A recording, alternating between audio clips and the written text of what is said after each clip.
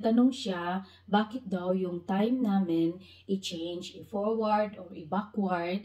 Kasi last March 31, kailangan naming i-move forward yung time. I-discuss ko later bakit. For the meantime, tatapusin ko muna to kasi aalis na siya, pupunta na siya sa school. Baka maghintay yung taxi sa kanya sa labas. So, this is winter tide na summer tide. So, for summer tide, from 7 and 20 October, dagat weer 4. So, betekent we hebben lange slapen. Dit is 27 Oktober tot en met 30 Maart 2025. Want overdag is meer licht dan 's avonds. Heb je dat al op school geleerd of niet? Nee, ze hebben niet verteld. Ja, daarom dit is aan de tijd. We moeten vooraan. So, want weg de zomertijd komt eraan. So, betekent in de avond is meer licht dan overdag. Weet je dat nog? 10 uur 's avonds is er nog meer licht hier. Toch? En dan in de wintertijd is in overdag is meer licht dan 's avonds. Waarom we hebben waarom hebben we de tijd voor? Om de stroomenergie te besparen. Toch? Of je niet meer de licht aan. En de mensen zijn altijd vrolijk. Zij gaat spelen buiten tot 10 uur 's avonds. Toch? Ja? Als ik jou op papa ophalen, dat is nog licht, toch? Dat is zo fijn. Toch? Hey? So, we gaan even na wachten na voor... Pupunta muna si Alan sa school kasi naghintay na yung taxi. Pupunta muna si Alan sa school. Nandito na yung taxi. Naghintay na sa kanya sa labas. Heb je al verhuisd? Hallo. Dat is, ja, even zwaaien. Dat is Rinke, de hele lieve chauffeur van Alan. Nou, dat vind ik toch echt top, hè, dat je dat zegt. Dankjewel. Moet je maar even delen, hé. Ja, ja, is goed. Doe ik, Rinke. Hoi.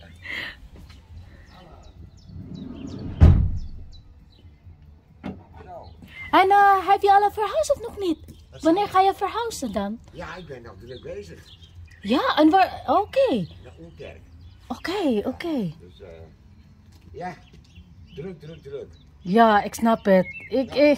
Hoi. Ja, Alan gaat gewoon hier, hè, vanmiddag. Dat komt wel goed. Ja. Oké, goede reis. Alis na si Alan. Yun ang taxi niya. Going to school. Dakalan!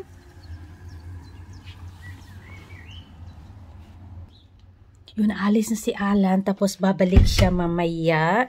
Ihatid siya sa taxi ng 3 o'clock. Oh, madilim.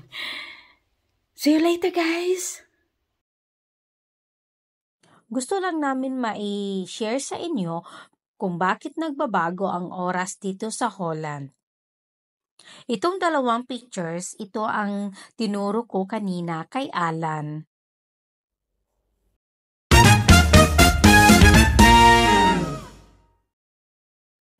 Shoutout muna tayo sa aming mga subscribers. Shoutout kay Gina Nebreja, Josefina Pellegrino, Naida Bernat, Marlon Mascareñas, Edna Querques, Lorely Daylan, Tyra May Labita, Gingging Pansit Vlog, Linlin at Gracious Taves. Sa mga hindi po nakasama sa pa-shoutout ko, don't worry, meron po tayong next video. So abangan ninyo.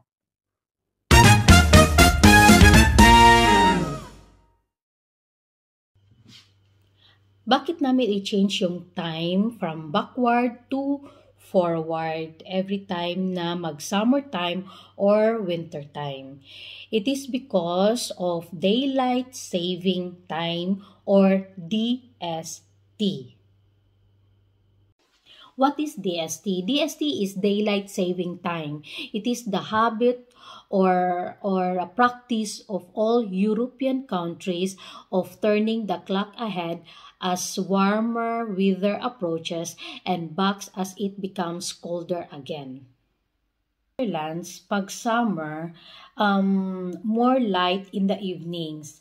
And so kung sa winter naman, the sunrise arrive earlier.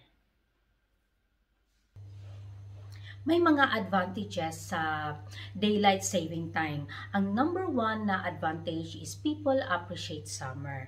Pag summertime dito, ang mga tao usually pupunta ng mga beach. So, pag lalabas sila ng bahay, is hindi na nila kailangan i-wrap yung buong katawan nila, yung mga makakapal na jacket, mga gloves, yung para sa ulo, para sa yung mga iba nga yung sa tenga pa. Pag summertime, kahit mag-short sleeve ka lang, short pants or chanelas, yun, na-appreciate talaga nila yung summer. Ang number 2 na advantage is energy savings. Pag summertime dito, nakakatipid talaga kami sa electric bills. Kasi usually sa mga bahay dito may solar na. So pag summertime, nakakatipid kami. Kasi hindi na namin kailangan na gumamit ng ilaw sa loob kasi maliwanag na sa labas. At number 3 na advantage is more activities in the evening.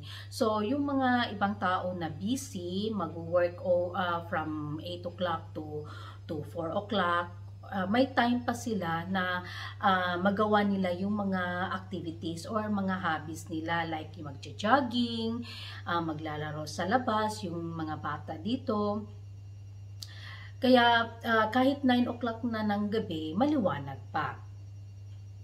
Yun lang po yung sa akin, yun ang advantages ng daylight saving time. Meron ding mga disadvantages. May mga disadvantages din sa daylight saving time. Ang number 1 na disadvantage is meetings or work can be affected. So, before namin i-change yung time, usually i-broadcast nila one day before na sa televisi or sa radio na please don't forget to change your time tomorrow. So, yung iba na alert, yung iba naman makalimutan o ma-set yung time nila. So, may tendency na malilate ka sa work mo or sa meetings mo. And number 2 is yung sleeping cycles. Pag ang tulog mo is 8 hours talaga. So, this time, magsa-summer na kami. So, i-forward namin. So, yung sleeping hours mo is 7 hours na lang.